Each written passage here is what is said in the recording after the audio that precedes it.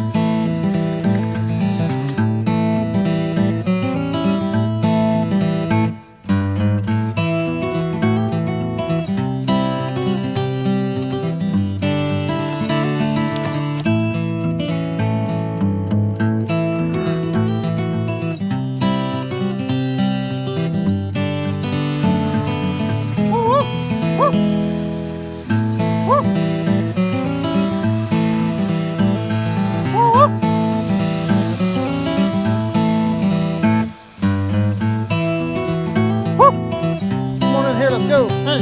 Woo.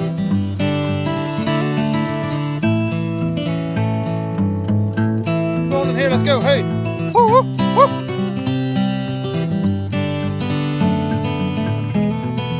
Woo, woo.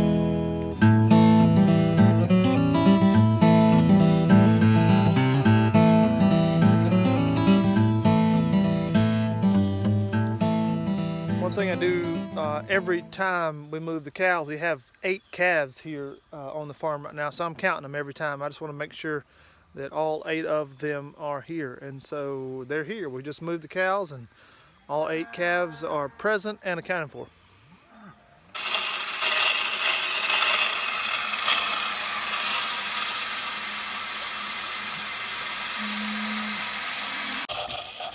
This stock tank that you see right here, this one is the end of the line for our watering system. We have a 3,000 foot water line that runs from our house, which is that direction, all the way here to the back of the property, which is right here. This is the end of the line. So what that tells you, this is the last paddock that they'll be in. The cows will be here in this paddock for a day, maybe 2 days, and then we will be moving them all the way back to the front of the farm, which is on the south end of the farm, to start the rotation over again. It takes about 2 weeks usually to get the cows from the front of the house, front of the property, or the south end of the property down here to the north end, and then we start it over again. Usually when the grass is growing really well, we can do it, the rotation, in about 3 weeks, 21 days. But for the last couple of months here, we have had almost no rain. We finally got some rain Saturday. I think it was Saturday, or no, Sunday. We got some rain Sunday. We're supposed to have some rain again tomorrow. So it's been extremely dry here, and the grass is not what it should be going into the fall, but we're doing the best we can with what we got. So I think the cows are happy here, and we'll leave them here for a day or two and then bring them back up towards the house. So there it is, end of the line, end of the water line right here. And this is why we go and check these fences. This clip here has broken. So this is a perimeter fence for us on this back paddock, so we got to get this fixed. Well, I didn't have another one of these clips here on the four-wheeler, so as you'll see, that is very much rigged right there with some baling twine. We do keep that on the four-wheeler, pieces of baling twine. You never know you're going to need that. So that is very much rigged right now, but it's going to work. It'll hold until I can get a new one of these on here.